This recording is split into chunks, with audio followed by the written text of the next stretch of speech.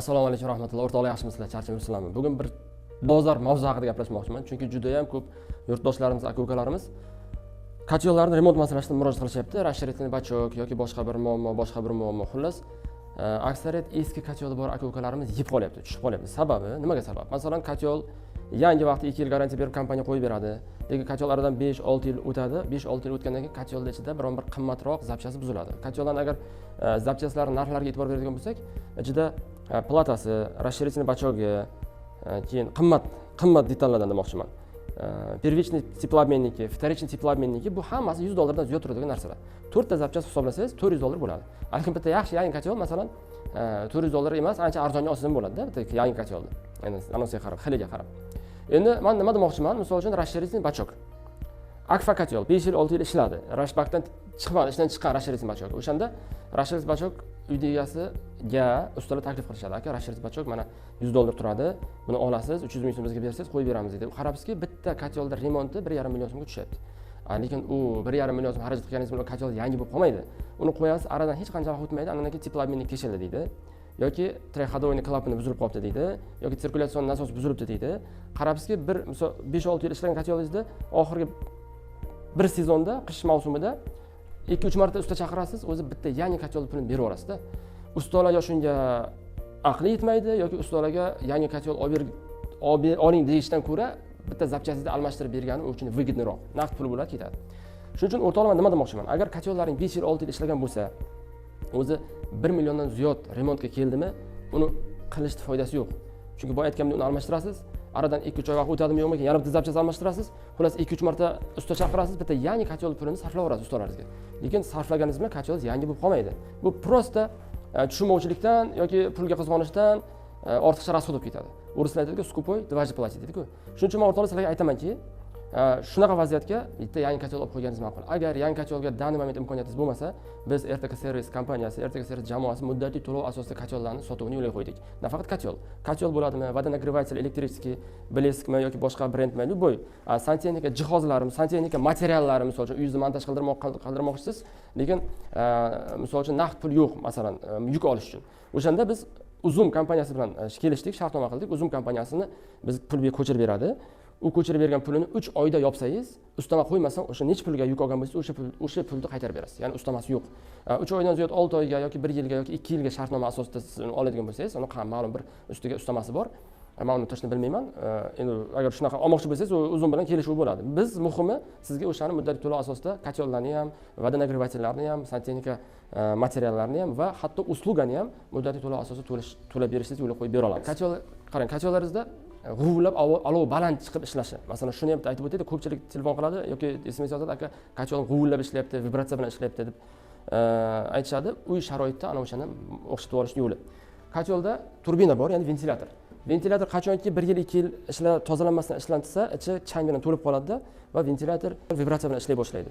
Vibratsiya bilan ishlagandan keyin butun katyol korpusiga baland ovoz va g'urullash ovozi chiqadi. Shuning uchun mana shuni agar uy sharoitida o'zingiz katyol betini ochasiz, 3 tagina samarangiz bor, yechib olasiz-da, buni olasizda, olganingizdan keyin obmotkasiga suv tegizmasdan faqat korpusini suvga tiqib, tog'oraga suvga tiqib yuvishingiz mumkin. Hozir ko'rsatib beraman.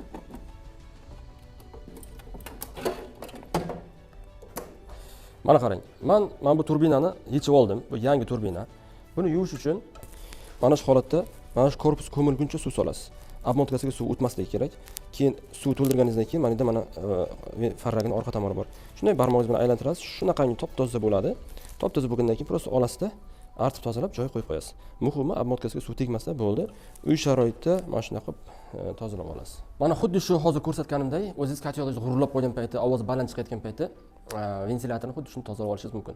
Undan tashqari yana bitta katyolda ovozi baland chiqishiga sabab gaz klapani modulyatsiya klapani ishlamay qoladi va gazni har doim oxirigacha ochadi. Ya'ni me'yor bilan ochmaydi-da. Ana o'shanda ham katyolda ovoz baland chiqadi. Uni hal qilish uchun siz prosta gazni krandan kamaytirib qo'yishingiz kifoya bo'ladi. Kamaytirib qo'yasiz, olov pasayadi, ovozi yaxshi chiqadi. Biz hozir yana jamiyatimizga, aka-ukalarimizga o'zimiz kursimizni taklif qilyapmiz. Dokumentar katyollarni remont qilish kursi onlayn ham offlayn. Offlayn hozir santexnika maktabimizda ham santexnika ham dokumentar katyollarni o'rgatish 1 oy davomida o'qitib kelyapmiz. Birinchi, ikkinchi potokni o'qitdik, uchinchi potokni inshaalloh fevral oyida qo'yamiz. Endi faqat dokumentar katyollarni o'qitish uchun, shu sohada o'qitish uchun biz boshqa viloyatlarda maktablarimizni ochmoqchimiz. Buning uchun bizga haqiqiy yuragida o'ti bor hamkorlar kerak. Agar kim biz bilan hamkorlik qilmoqchi bo'lsa, telefon raqamini yozib qo'yaman. Telefon qilasizlar. Inshaalloh agar shartlarimiz bir-birimizga kelishsa, to'g'ri kelsa, mana birga ishlaymiz, maktab ochamiz. Maktab ochishni men 4-5 yil davomida olgan bilimlarim bilan endi o'rganib olganman, qanday qilib maktab ochish kerakligini, qanday uni yo'lga qo'yish, qanday tizimlashtirish.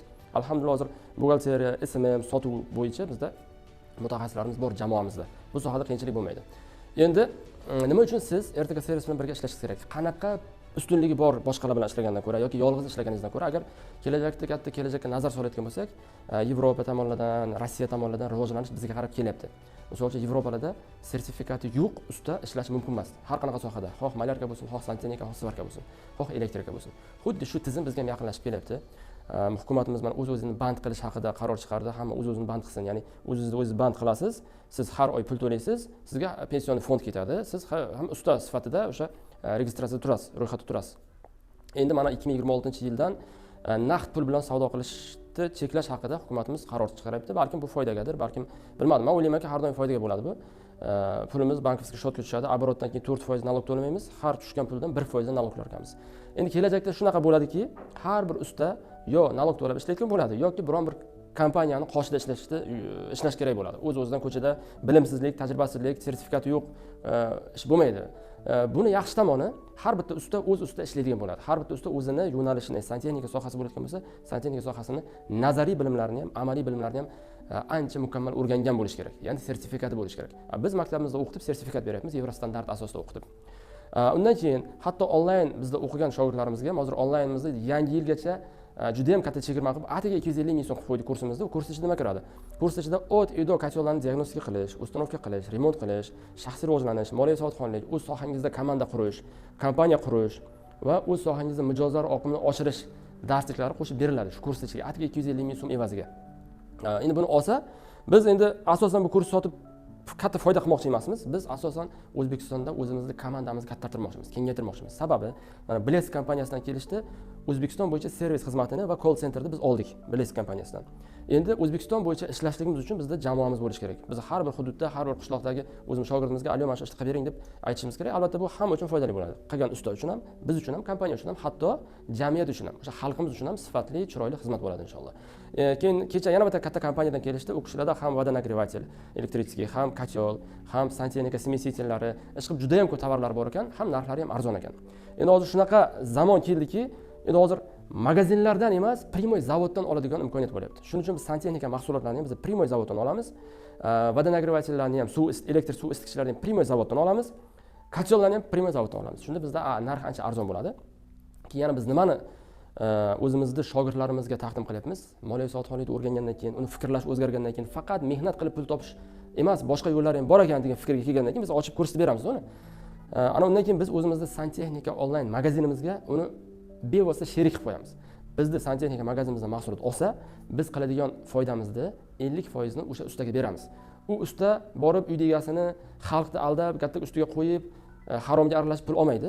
U halol pokiza qilib, o'sha biz 10% foyda qilayotgan bo'lsak, 5% ni beramiz unga. Halol pokiza qilib foyda qilsin, ham mehnat foyda qilsin, ham materialdan foyda qilsin va u pulni biz keyinchalik investitsiya qilishdi, moliyaviy barqarorlikka chiqishdi, moliyaviy erkinlikka chiqishdi qadam-qadam ko'rsatib bermoqchimiz inshaalloh. Va biz inshaalloh yaqinda millioner santexniklar degan klub tashkil qilamiz.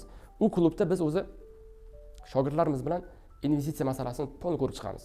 Недвижимостьga, ko'chmas mulkka investitsiya qilib pulni ko'paytirish yoki santexnika materiallarga investitsiya qilib pulni ko'paytirish yoki boya aytganimdek maktablar qilib pulni ko'paytirish.